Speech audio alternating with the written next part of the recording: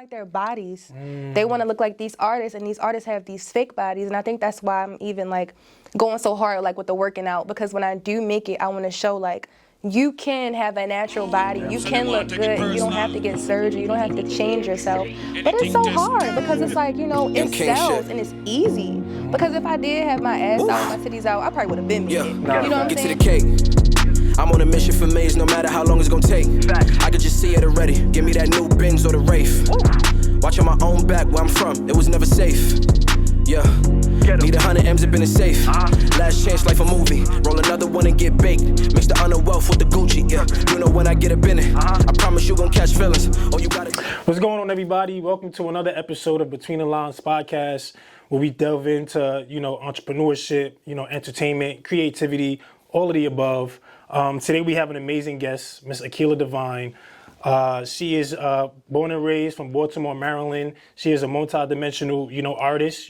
She's a poet. She's an actress, right? She does so many different things. And I'm almost positive that her journey and her road to getting to where she is today is just as diverse as her talents, right? She does so many things. But one thing we like to do and emphasize on the podcast is really just not talk too much about the highlights, the glitz and the glamour, but we really love to get to know who the creator is, right? We like to know who the person is behind all of that, because we know that that's going to be able to, relate to the audience and really let somebody know that you're able to do whatever it is that you want to do, as long as you can persevere amongst those. So first of all, Akilah, I appreciate you taking time out of your schedule for getting going. We've been trying to, we've been trying to make this happen for a while now. I think this is going back since last year, maybe. Yeah. But our just calendars has probably just been a little busy. But I appreciate you getting on. And, before we even dive into the conversation, I just want you to just really quickly let us know what you've been up to. Give us a brief intro, and then we're going to dive right in. Hey, y'all. What's up? What's up? It's your girl, Akilah Divine. I'm here, and I'm super excited to be on this podcast. Right now, I've been working on a lot of shows. I've been booked and busy, so I'm blessed. I'm appreciative of all the opportunities, but it has been tough to balance shows while being in album mode. That has been extremely difficult, but somehow I'm just moving through it day by day, and I'm just excited for all that is to come. Dope. And it's funny because she's like, are we going to talk about Del State, when we get in the pod? But I think it's only fitting that we do, because that's kind of where I know her from, right? We didn't really know each other too well personally, but I just knew a lot of her work and what she did on campus and, just what the way she carried herself. And post-graduation, she's just been getting bigger and bigger, more success stories. So I just want to, again, shed light and congratulate you on where you are today because, again, from one hornet to another, how we rock, right? We're super supportive of each other. So keep doing your thing. But first thing I kind of want to talk about before we even get into, again, the music, the poetry, and just kind of your creative work, I just really want to talk about, who Akilah is, right? The morals, the values that's instilled in you. How did you become the woman that you are? Let's kind of just start from Baltimore, right? Like how, what was it like growing up in Baltimore for you? What was the family experience like? And, how did it help you become, the woman that you are today? I had a very beautiful and positive family upbringing.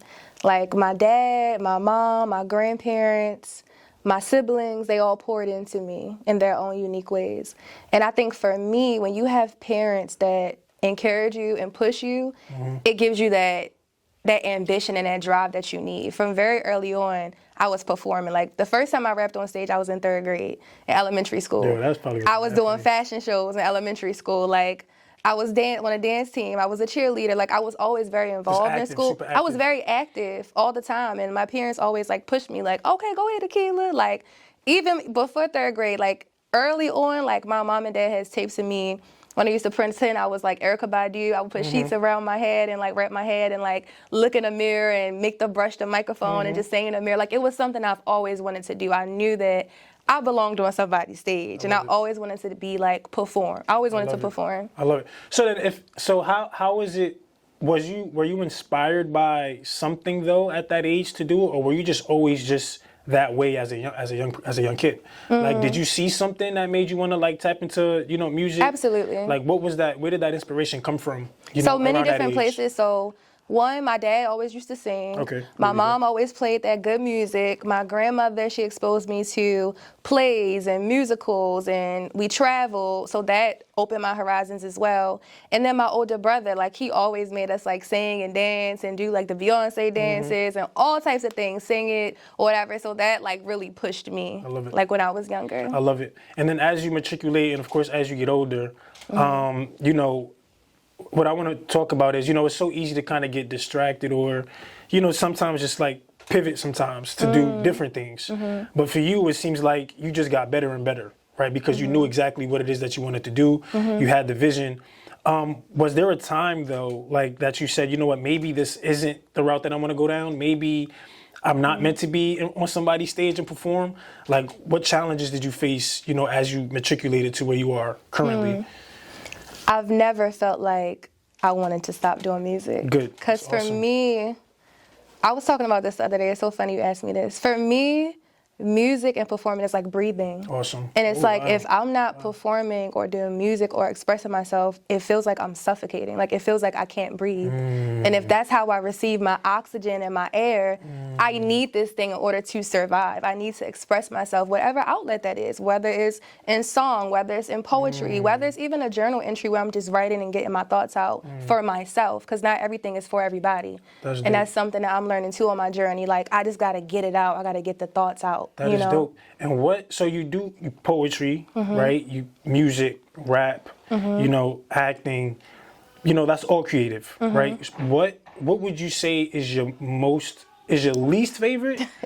What would you say is you enjoy to do it the most, right?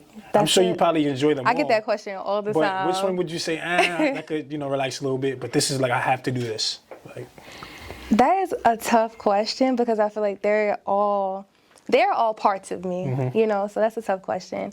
I feel like poetry is like the heart of me, right? Awesome.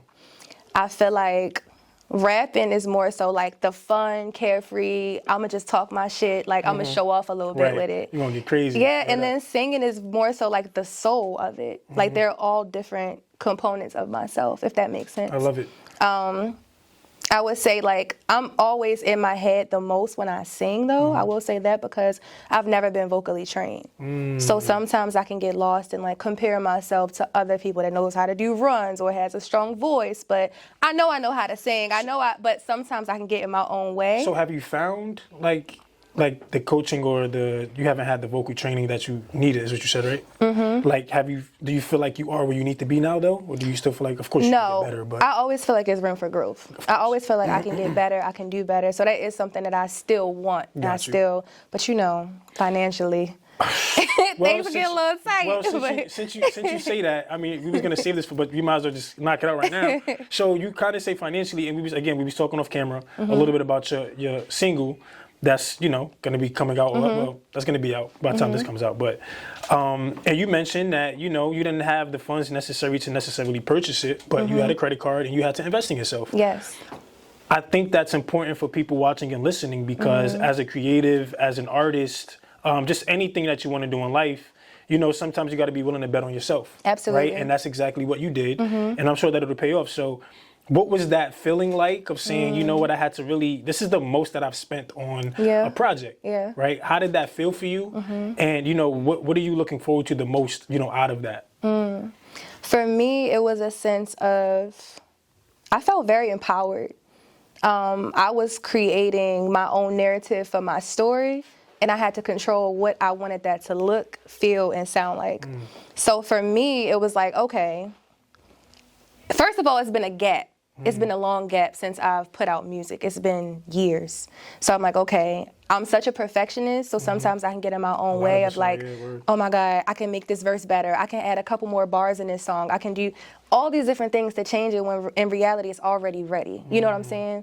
So it was me getting out of my own way, also me taking risks and making the necessary changes to make sure that I did that. So for me, that was, I'm gonna swipe a credit card because I don't have the money to fund this. Like, I've spent thousands of dollars on my single, and that's the most that I've ever spent. And I'm just like, you know what? I don't even feel bad about it because at the end of the day, I'm really proud of myself for doing what I needed to do in order to make sure my dreams come true. Because if I don't take a bet on myself, if I don't take a chance on myself, who else is going to take a chance on me? Right. And how did you, like, what can we expect with this single, right? You invested so much into it. You know, you said, I'm pretty sure it's a very important piece of work for you. It's titled Hello. What was the vision behind that? You know, where did that idea come from? And what's the story behind just the whole project? So Hello is my declaration of like, I'm here, I'm not going nowhere, it's no more gaps in music. It's my rebirth. Yeah. Here to stay. Ooh, I like that. That's a great it's my word. rebirth in a sense. It's my Phoenix moment of like, okay, here's my confidence, here's what I gotta say, I'm back, I'm better, and I'm not going anywhere. That's really what Hello is about for me. When was your last, because you said it was The Gap, when was your last big music project or single? Single, 2019. 2019, what was that title?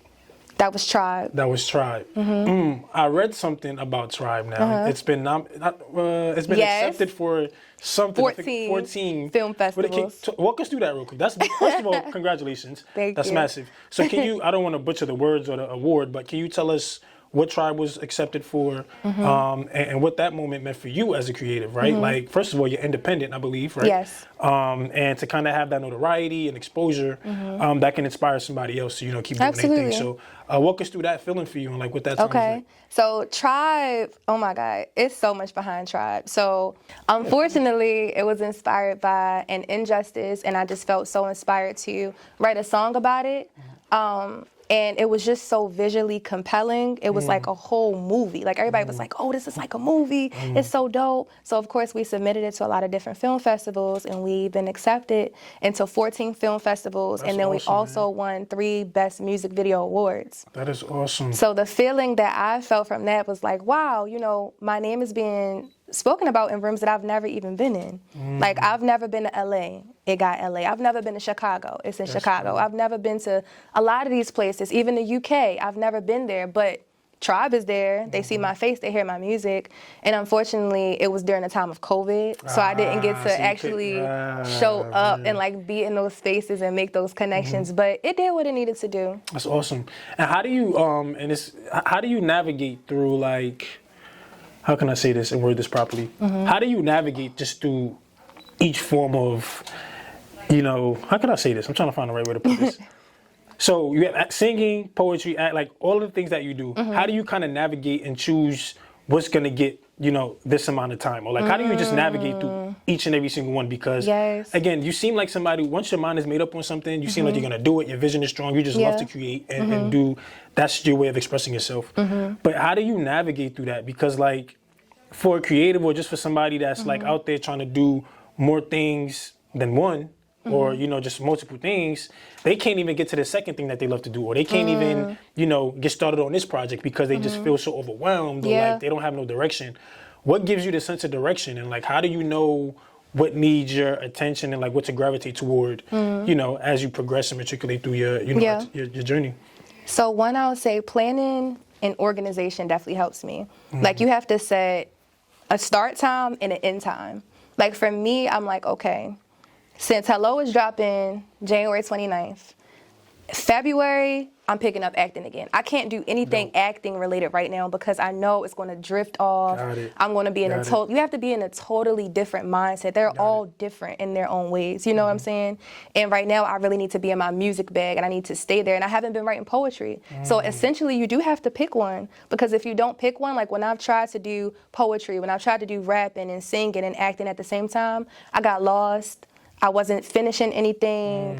I wasn't pouring into one thing to become a master at it. And you have to become a master at it. So you have to put a lot of time and hours into that. So right now it's music. So I'm waking up, I'm writing. Late at night, I'm writing. In the middle of the day, I'm writing. If I'm in the car, I'm pulling out my phone. When I'm in the shower and I get an idea, I'm pulling out my phone. I'm not doing anything poetry related right now or acting. I'm just like focused on the music because this has to get done. That's my priority. That's dope. And it sounds like a lot of discipline too. That's good, because sometimes people feel like, okay, well, I got to just try to do everything at once. But you're just saying, like, you know what?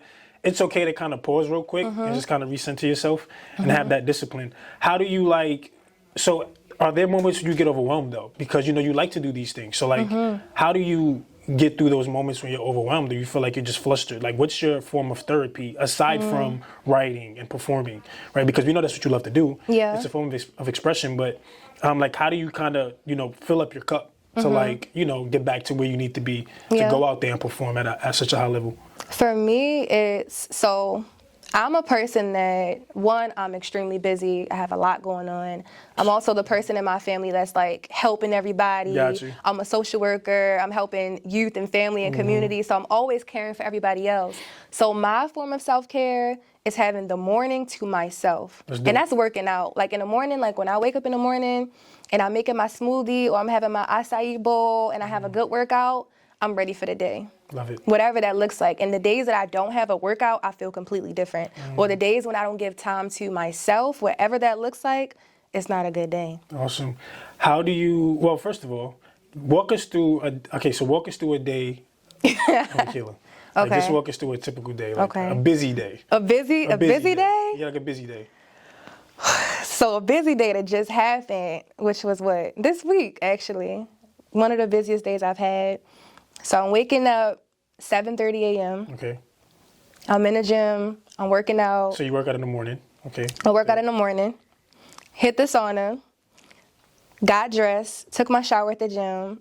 Went to my grandmother's house. Okay. Helped her. Gave her bath. Helped clean up her house. Go to work. Once I'm going to work, I'm out in community. I'm working with youth. I am the director of programming at the Green Mile West Community Center. So I'm directing programming. I'm checking in with our teaching artists. I'm checking in with our teen workers. I'm checking in with our youth.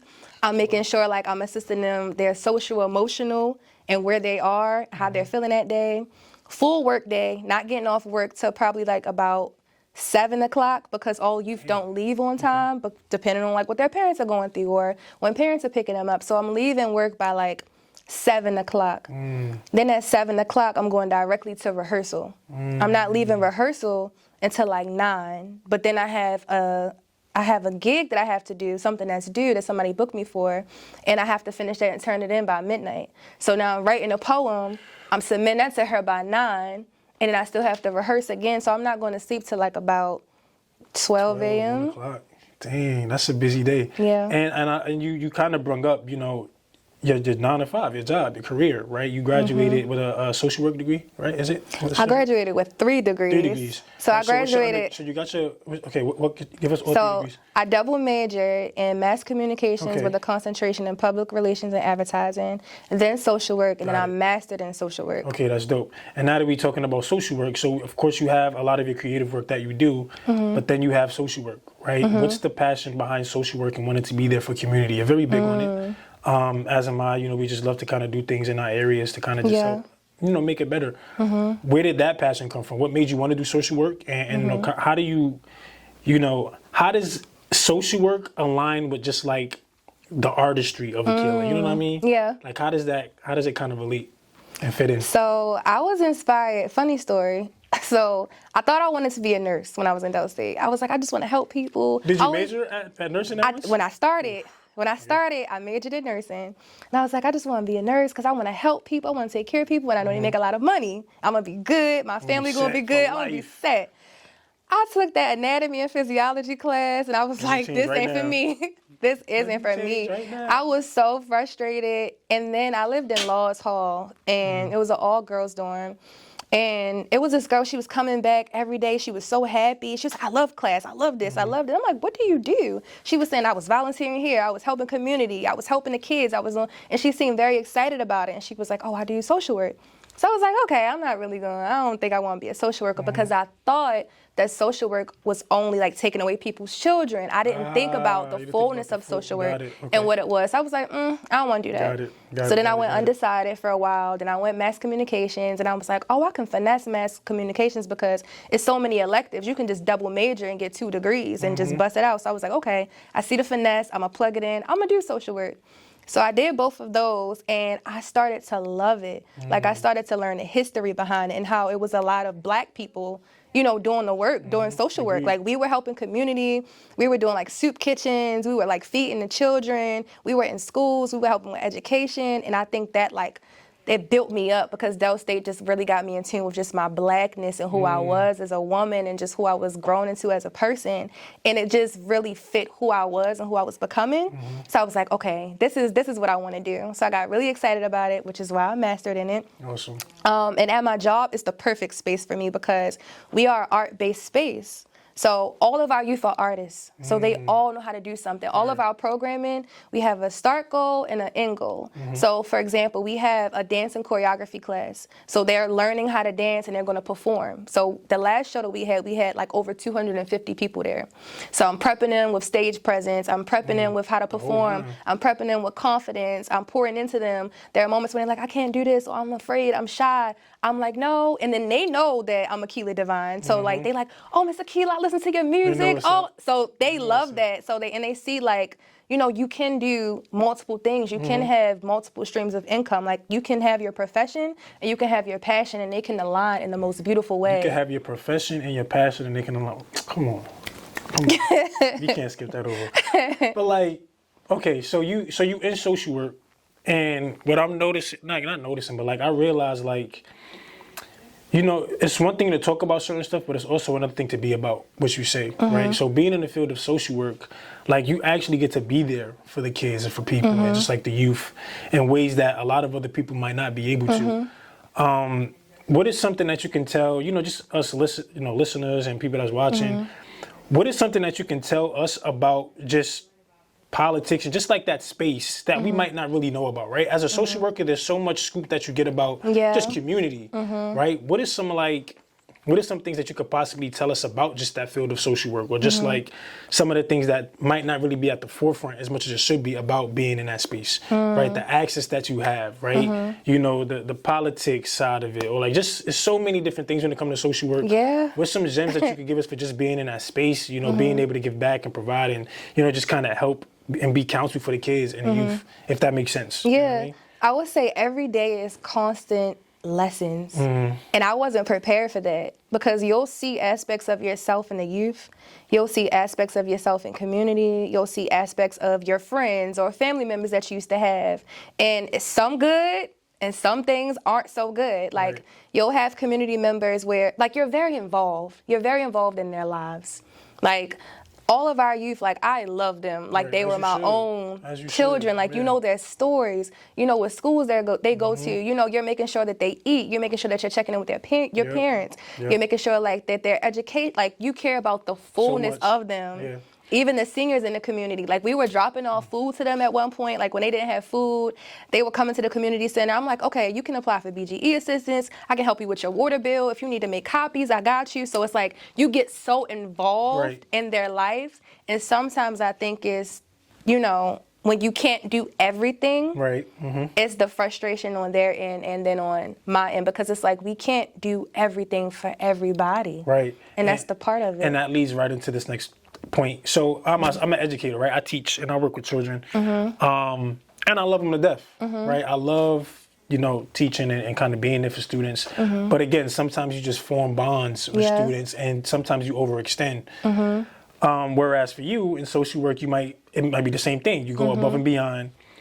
But sometimes I feel like, and you know, me and a lot of my peers, we talk about this a lot. It's like we overextend ourselves, and it's like at this point we're like the parents, because unfortunately for some children they don't have, you know, parents that are so invested. But for you, like, do you feel like there's ever a moment where you're like more so parenting than just really being there for them? All like, the time. do you always feel like, okay, I'm just doing way too much? And is that a bad thing for you? Like, how does that make you feel? Like, do you ever feel like I need to like take a step back? How do you separate the two?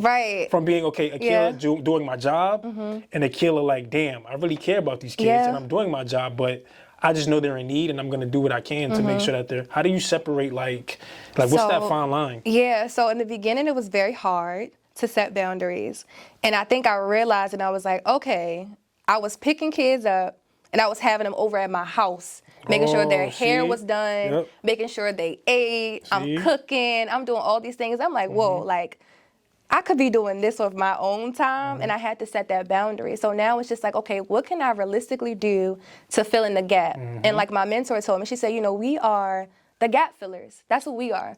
We're not the people that can do everything for our youth and for community, but we are the gap fillers. We can provide moments and experiences that's going to bring them joy. So I think once I began to focus on that and focus on, okay, what moment can I give you to bring you joy? How can I ease whatever you're going through right now? And that's been making me feel fulfilled. It doesn't make me feel bad about setting a boundary. It makes me feel good about, okay, this is what I'm going to focus on and then following through. Because with youth, you have to follow through. No, absolutely. You have to follow through. They will never forget. Never. Not a damn, thing. And has there ever been any, I'm sure there probably hasn't, but has there ever been any moments in social work, though, not necessarily your creative career, but in social work, in your profession, has there been moments where it's just been like an experience where, it might have been, a difficult situation, right? That you can talk about, like probably for you, a relationship with a kid. Like, has there ever been anything? Yeah, I'll talk about one. It was a community member, and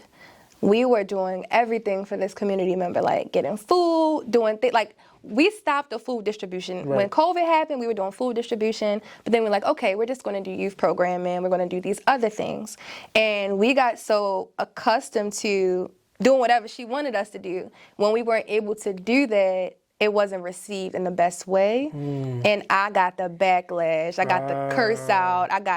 It was crazy. And I was like, whoa, I've never experienced this. All I've done was try to help you. So it made me feel bad inside because it's like, dang, I've done and it doesn't matter how much you do for somebody. When you're not able to do the same thing anymore in community, they'll feel it. You know what I'm saying? That. And now we're gonna kind of go, a little just left something about, you're an artist, music, all that good stuff. What is your take on just where music is, today? Like hip hop, R&B, like whatever genre, like just whatever, just music as a whole. Where do you feel like, what's the stance in music for you right now? Like, how do you feel about the music industry right now and entertainment? Like, are you, heavy into the music and other artists? Like, who do you listen to? Who do you study? Like, just how do you feel about music today in a whole? I feel like music is constantly changing right now. There are some songs and artists that I do not like. And that it's so like mainstream and everybody likes it, and I'll try to make myself listen to it. I'm just like, yo, I can't rock with this. Like, it's not it. It's just not it. Like, and then I think because I do work with youth, it's like when the youth are singing it, I'm just like, no, that's crazy. You got little girls singing this song. But I also know sometimes artists, they don't want to write for kids. They writing for themselves. So it's like also realizing I see both sides. Like I see, how does a child feel when they listen to this, and what does that even sound and look like versus what does it sound like when the general public, was listening to your lyrics and they're just receiving you as an artist. Got it. But the artists that I like are Beyonce, Kendrick Lamar. Who's your top 5 artists? Oh, that's hard. Okay, well, no, save that. Let me ask you this first. Okay. Who's your music inspiration? I don't know if that's the same as your top artist, because I feel like you can be inspired by people, but they don't have to be your top 5. Like, you know what I mean? But does that make sense? Yeah. Who are you inspired by in music? Like, who inspires you in your work and creative work? Okay, so I love Kendrick Lamar. Okay. I love that man. Yeah. I love him so much. I think he's very clever. I love his syllabic patterns. I love his lyric. I love him.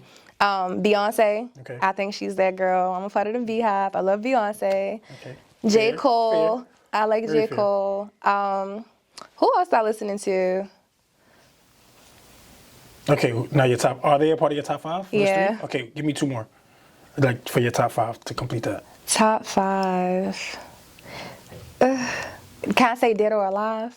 Yeah, your top 5. Oh, okay, James. All right, well, let me run it back. All right, so James Brown. All time. Oh, of all time. All time. Like, just okay. All right, that's easy. Greatest. All right, so I got James Brown. Okay. Beyonce. Okay. Kendrick Lamar. Okay. J. Cole. Okay. And Tupac. So that's your top 5 all time. Now, right now, you got J. Cole, Kendrick Lamar, Beyonce. Give me 2 more that you would add in the top 5 for just current, like, that I would listen to. That you would listen to, or that you like, yeah. You don't listen to nobody else? Man, I mean. And when I say, I'm not even saying, like, I just want to know this because it's like, as a musician, I just love to hear y'all feedback on like the current state of music, right? Because again, like you said, music is consistently growing. So let's go back to, your all-time top 5, right? You had James Brown in there. How did he play a role in your creative journey? Like, how was he instrumental in, like, your music? He's my top artist of all time. Really? Like, I love that man. Like, if you look at his videos and feel, he's the only person I know that can say please, please, please for a whole song, and everybody's screaming. They screaming, they falling out. I feel like he's the king of soul and funk, and I feel like for me, for music, the soul is the most important. When you can feel somebody's soul and their energy, and music makes you feel. Music is supposed to make you feel. It's not like, and I feel like that's why it's hard for me to really name like a lot of different artists, because I feel like a lot of music lately hasn't really been making me feel. Like, I've been listening to the lyrics, I can hear somebody's story, I can understand. The beat can be hard, the lyrics can be cool, but it's not really making me feel anything. You're not really feeling. You know who does? I'm gonna add two. I'm gonna say Erykah Badu and Jill Scott. Okay, I like that. I like Erykah Badu. I could definitely see that. I'm gonna say that. What I was gonna say. So I think, like, how can I say this question? It's a very, like, tedious form of question. So, like, for women in entertainment and media and things of that sort, you have to look a certain way, you have to be a certain way. It's so many like societal pressures. And the upcoming artists, like, we feel that. We like, okay, even the artists we thought like, oh, like SZA, like that's I love SZA. But now like she has her body done, and that's like okay, because now it's like, okay, body positivity, that's a thing. Or like every woman that's like getting their body done, like you can't even shame them, you can't even talk about it. And I believe that, like, it's your body, it's your choice, I do agree. But what does that say to the young girls? Like, when I'm having conversations with young girls, they don't like their bodies. They want to look like these artists, and these artists have these fake bodies. And I think that's why I'm even, like, going so hard, like, with the working out. Because when I do make it, I want to show, like, you can have a natural body. Absolutely. You can look good, and you don't have to get surgery. You don't have to change yourself. But it's so hard because it's like, it sells and it's easy. Because if I did have my ass out or my titties out, I probably would have been made it. What I'm saying? And then it's also like the point where like you even have to dumb yourself down. I think that like sometimes I'm saying too much in my music. Really? Like I think my lyrics sometimes are too deep. Really? It's too deep, it's too conscious, it's too whatever. And I think even like with my album that's coming out, I've been a little more freer with it. Like, okay, what does it look like if I'm happy, if I'm having fun, if I'm not getting so deep, if I'm not getting so conscious? And even that might be too deep. Like, I feel like the things people listening to, they don't want to hear too much lyrics. They just want to hear a good beat and just you saying something and just flowing on it. And that's hard because it's like, when I really got something to say, people not going to hear me because they don't want to hear. They don't want to listen. People want to turn up. And do you think that's changed over time, though? Like before, I feel like people wanted to, like with music, isn't it supposed to be something for you to express yourself, right? Yes. But over time, maybe it could have just became a thing where it's like nobody wants to hear too much of the storytelling now. But I feel like that's the art of music, though. You should be able to storytell. Absolutely. So do you think that's changed? Or do you think it's always been that way when it comes to like people not wanting to hear like too much lyrics or things? Nah, I think people did care about it because I know like when rap first started, when it was first birthed, people had a lot to say. And it was the only way that black people really heard. It's like rap. They're like, oh, what is this hip hop? What is this rap? Right. But we were really telling our stories, and it was the only way that we were really being heard at that time. So people had a lot to say, and people were listening to what they had to say. And then everybody else was like, oh, I want to do this too because now people will hear me. You know what I'm saying? And I even feel like that as an artist, like, people don't care what I say sometimes, but if I put it in a song, you're going to listen to it. Absolutely. So it's like one of those strategic ways you can get people to listen to you. Yeah. But I think it also depends on the listener, too, because we still have people that care about music and lyrics. Like actual music, right? Yeah. Like facts. Yeah. What was your what would you say was your biggest pivot in your life, right? Like, has there been a moment in your life where you feel like you had to just pivot and do something different? Like, you've been doing music for a very long time, but what would you say, it don't got to even be music, it could just be anything in general, a moment where you just said, I got to do something different, I got to pivot and just make a change if I want to be able to get to this level or if I want this to happen. What would you say is like your biggest pivot, like in your life? I think the biggest pivot in my life is when I realized I was a person that was real heavy on self-reflection. I became such a deep self-reflector that I started to analyze my everything. And I was like, I don't want to be this person. Like, even though, like, sometimes you can go through things and it can change you, it can alter, like, your thoughts and feelings and, just how you navigate through this world. And I was just like, I don't want to be this person. I want to be dedicated. I want to be committed to my goals. And the only person that was stopping me was me. And that's really the thing. I think when I realized that, like, nothing is in your way. You can be wherever you want to be. Like, yo, if you really wanted to go somewhere, you can save your money and book a trip and just go. Facts. You can just go. Like, everything now is at the palm of our hands. It's just about how bad do you want it. Right. And I think when I had that aha moment, I was like, all right, it's lit. I'm ready. Like, I'm ready because I can do anything I put my mind to, and nobody's going to stop me but me. I love that. What would be, for somebody that want to get started in music and just the creative realm, what would be a word of advice that you can give them to just like get started on their creative journey? I would say the first step in getting started on your musical journey is being honest with yourself, not being afraid to get your thoughts and emotions out, and just starting. Just start writing. Just start creating. What piece meant the most to you? That you've ever done, like what, or just a project? What was the biggest, or something that was very meaningful? What was your best or like most memorable piece that you've ever worked on? Project. It don't gotta be just music. It could be anything. It could be acting, music, any creative work. Like, what was just that project that you've learned the most, or you felt like you grew the most? Like, what was just that one thing that you would just never forget? I feel like Hello. Like my single Hello. I feel like this is the most teaching single project that I've ever worked on. Wow. I've been getting a lot of lessons with Hello. Wow, that's awesome. And when I ask you this question, this is typically a question that I would ask to wrap up a show, but again, I need the transparency and the honesty. It's not really too crazy, but so where you are today, on a scale of 1 to 10, where are you? I need the rating and I need the reason why. Okay.